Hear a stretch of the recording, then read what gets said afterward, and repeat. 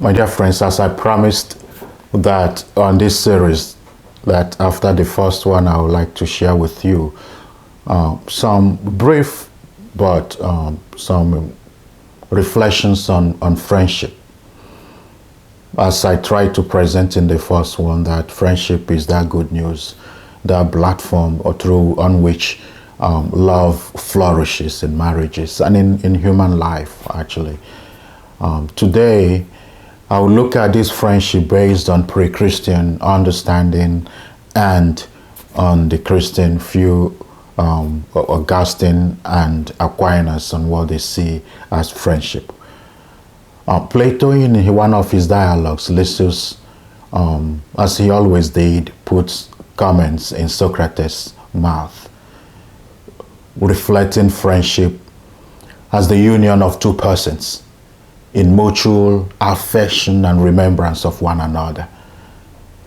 The friend can do for his friends what he cannot do for himself. He can give him counsel in time of difficulty. He can teach him to see himself as others see him. He can stand by him when all the world is against him. He can gladden and enlighten him by his presence. He can divide sorrows. He can double his joys. He can anticipate his wants and needs. He will discover ways of helping him without creating a sense of his own superiority. He will find out his mental trials, but only that he might minister to them. Among true friends, jealousy has no place. They mutually rejoice in any good which happens to either of them, though it may be to the loss of the other. They may live apart, but when they meet, the old tie is as strong as ever, according to the old common saying, they find one another always the same. Always the same. There are growth, but they find themselves always the same. So you see, Plato addresses friendship as directed toward the universal form of love. What is the universal form of love? And who is the universal form of love? God. But which, in his argument, emanates from specific affective attachments. There has to be some foundation for friendship to develop. So you see in marriages and union and relationships that friendship begins by seeing someone and liking the person, then develop to that choice to being in love with the person, and then establishing friendship as that platform, as that foundation on which that discovered love is built and in which it is strengthened and sustained. So he believes that friendship moves from mutual attraction to ideal beauty, to ideal goodness.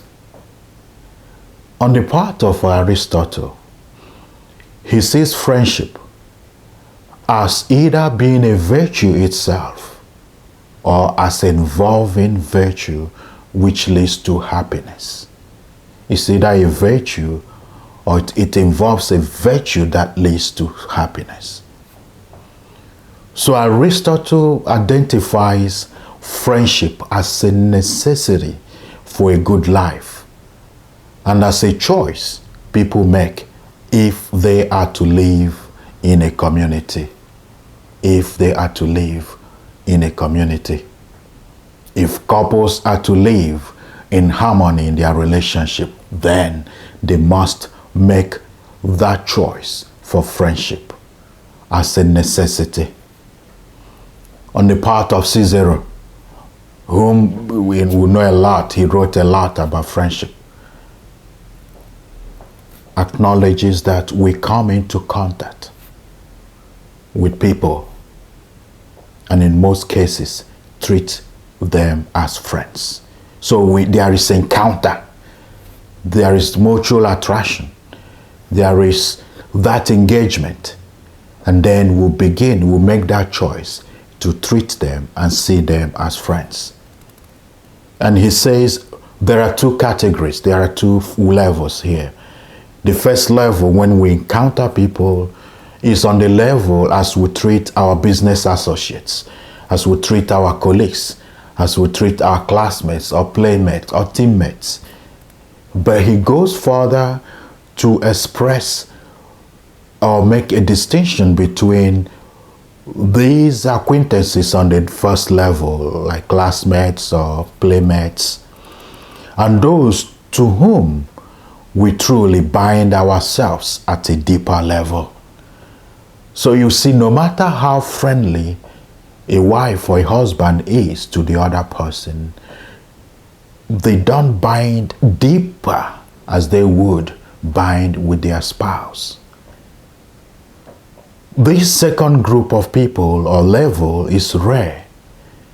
It's not common. So you see why Christ raised marriage to the level of a sacrament, so that through the sacrament, couples are enabled to be able to share this uncommon level of friendship. Because in relating with this group, it requires commitment and intentionality. Because one cannot give what one does not have. So you see that true friendship on this level is not just interested. It's not interested actually in a person because of what he or she will gain. So you see why the church teaches, preaches that marriage is a covenant. It's not 50-50, it's you give yourself. You give your 100% because you are in that relationship, in that form of friendship, not for what you gain, but what you are given with the hope that you will receive the same. On the Christian part of argument on friendship, St. Augustine believes that disordered love takes us away from true friendship and eventually takes us away from God as well. Augustine, following other new Platonic philosophers, understand friendship as basic to education and improvement of human beings, which makes it necessary part of human flourishing, education and improvement. When you get married, you are being educated in the life of the difference in the other person. Because what education does is you gain knowledge and you build character.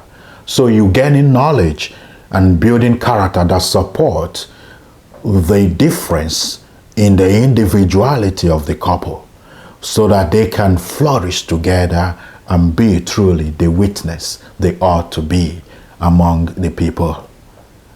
So you see how man and woman, through their friendship, though imperfect, still express that possibility of friendship we can share with God. That possibility of friendship we are able and capable of sharing with God. On the part of Aquinas in his Summa Theologia, he provides an insight that is so beautiful. The insight of mutuality of friendship.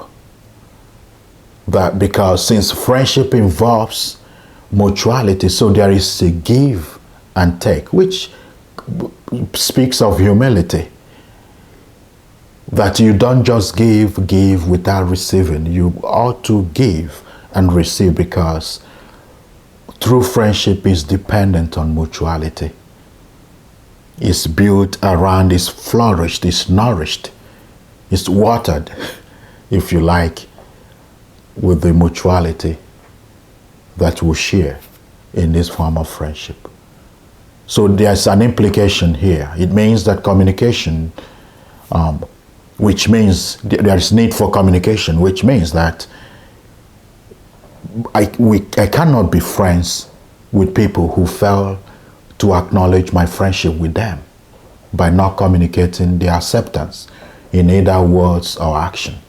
You cannot have someone as a friend and they don't do anything to acknowledge that they accept your friendship. So going back to that mutuality.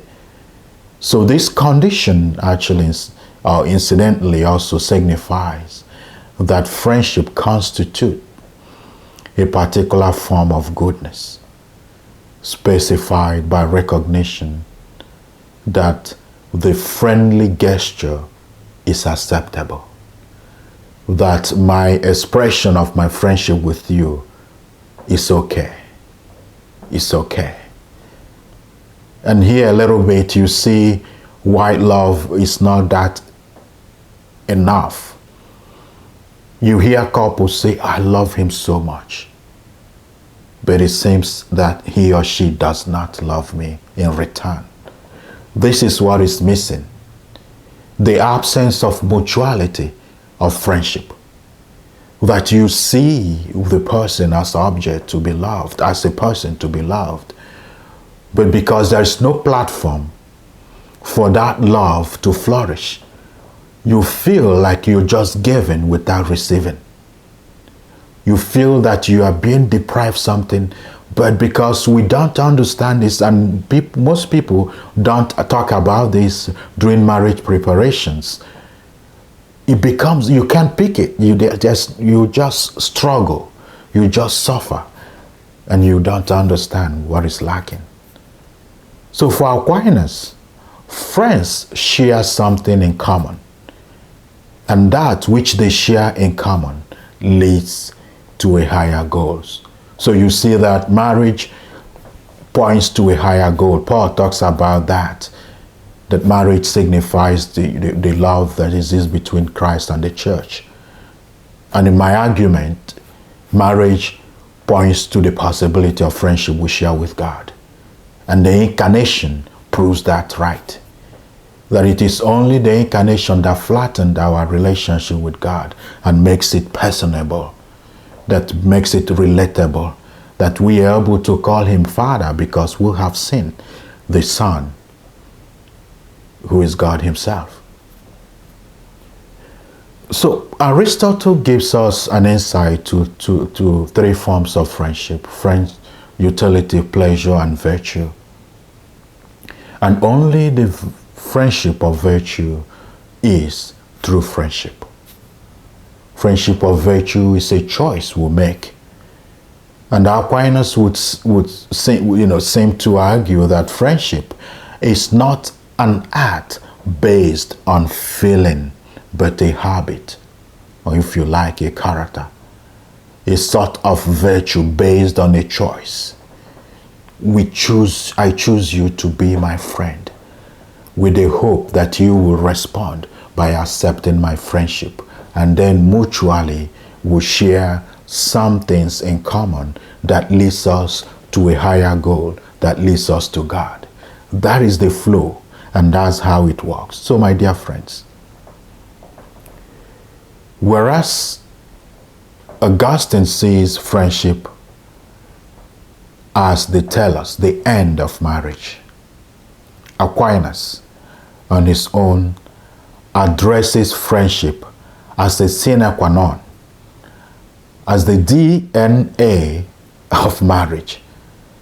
He sees, Aquinas on his part, sees friendship as union in which both friends work for mutual growth, and none loses itself. None loses oneself. My dear friends, in your marriage, as you prepare, as you struggle to understand what is causing the tension, take some moments and ask yourself, do I see my spouse as a friend? Did I marry my friend? Do I intend to marry my friend? If the answer is no, it is not late. you can establish that friendship so that your marriage can flourish, so that your life can flourish, so that your relationship can flourish and point to the higher goal, the higher goodness, the higher beauty which lies in God. God is the form. Plato talks about the form, the matter and the form. And we talk about in the sacrament, there has to be matter and form. There has to be words and something concrete. Just like when you come up to marriage, for the marriage, the consent and the ring that signifies those. And those are the things that are important, that we cannot think that love is just enough. There has to be friendship. There has to be true friendship for your marriage to flourish. So my prayer is that you will understand and reach out. Please send us some questions, some comments. I would like to hear from you, your experience, your understanding. If this series are really helping, I would like to hear from you, because that will help me to also know the other areas that you might be seeking answers to as you try to navigate your marriage that is so beautiful, a beautiful gift that God has given to us. That is what Marriage and Family Care Institute stands to help you with, is to explore all these areas and to prepare you better to cherish and to appreciate this God gift to us, the sacrament of marriage. God bless you.